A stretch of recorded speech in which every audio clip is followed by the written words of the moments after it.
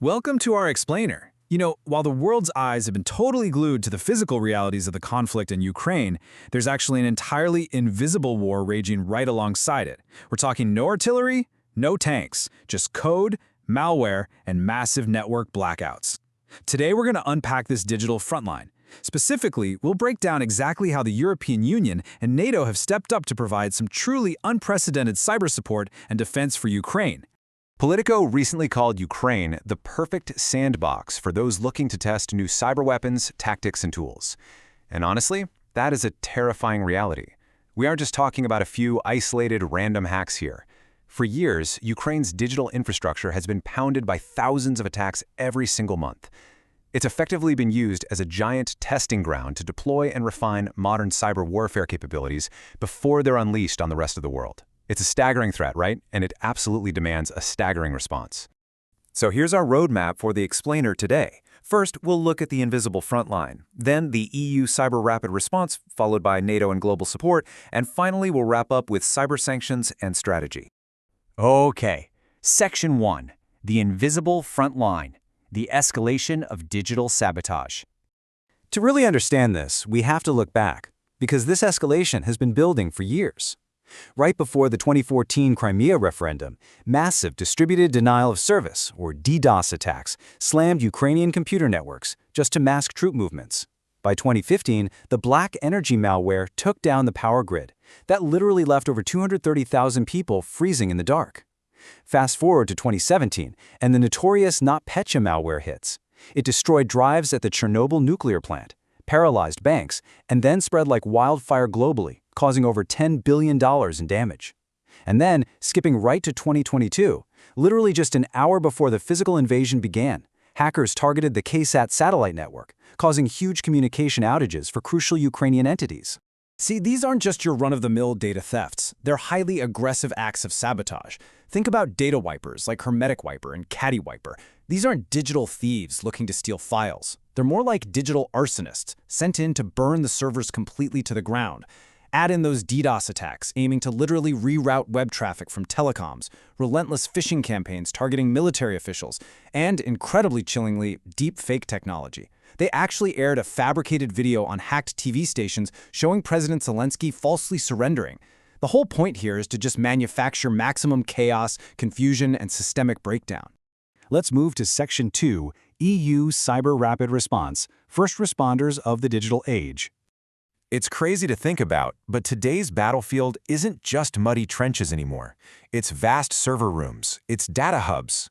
The modern soldier is honestly just as likely to be fighting from behind a computer screen, tracking malicious code, and patching vulnerabilities in real time. The international community recognized this immense hybrid risk to Ukraine early on, and they knew they absolutely had to step in. So what exactly did the EU do? Well, they deployed PESCO CRRTs. That stands for Permanent Structured Cooperation Cyber Rapid Response Teams. They activated these teams in February 2022 after Ukraine directly asked for help, and this was a huge milestone. It was the very first time these teams were deployed in an active operational context. You can kind of think of them as elite digital paramedics, top-tier cybersecurity experts sent right in to help with threat detection, recognizing malware patterns, and stopping attacks before they can crash critical systems. Now, importantly, the EU wasn't just scrambling at the last minute. They'd actually been laying the groundwork for digital resilience way before the full-scale invasion. Back in June 2021, they launched the official EU-Ukraine Cyber Dialogue. They spent months strengthening the operational capacity of Ukraine's telecom services and actively fighting disinformation. So they were already forging the armor long before the heaviest blows even landed. All right, Section 3, NATO and global support. An institutional shield. As you can imagine, the sheer volume of these attacks is completely overwhelming. From disrupting postal services to stealing banking data with Trojan malware, the assault just doesn't stop. And Ukraine simply can't fight all of this alone. It takes the massive, combined intelligence apparatus of NATO and global partners to constantly monitor, log, and share information on such a wildly complex threat landscape. A really crucial piece of that shield is the NATO Cooperative Cyber Defense Center of Excellence, or CCDCOE. This is a world-class think tank and training facility for cyber warfare based in Tallinn, Estonia. And here is the key takeaway. Right as the war escalated in March of 2022, Ukraine officially joined this center as a contributing participant. This directly integrated Ukraine into NATO's premier cyber knowledge hub. It allowed them to share live frontline intelligence and, in return, get cutting-edge defensive strategies. All of this together creates this incredibly effective, multi-layered defense system. On the ground, you've got U.S. Cyber Command teams actively hunting threats right alongside the EU rapid response teams.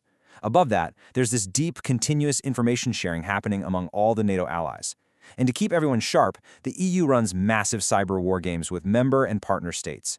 These simulations test worst-case attack scenarios to improve readiness, test tactical decisions, and make absolutely sure the defenders are always staying one step ahead of the attackers. This brings us to Section 4, Cyber Sanctions and Strategy, from Defense to Deterrence. What we're seeing here is the West taking a really smart two-pronged approach. On one hand, you have the immediate, hand-to-hand tactical support, literally putting out active digital fires with U.S. Cyber Command and those PESCO teams. But on the other hand, you have long-term strategic policy coming into play. Things like the EU's recently endorsed Strategic Compass and the Cyber Diplomacy Toolbox. These are the actual legislative mechanisms designed to build broader resilience, not just for Ukraine, but for all Eastern partners who are facing these kinds of hybrid threats. And to create some actual deterrence, the European Parliament has been pushing some very specific, aggressive recommendations. First off, they want to hit the attackers economically, making full use of EU cyber sanctions against any responsible individuals, entities, or bodies. Second, they're recommending formally including Eastern Partnership countries like Ukraine, Moldova, and Georgia into individual PESCO security projects. And finally, they want to expand the mandate of the EU Advisory Mission, or EUAM, to explicitly cover combating hybrid threats, digital technology, and cybersecurity. The ultimate goal of all of this? Turning policy into a tangible physical shield.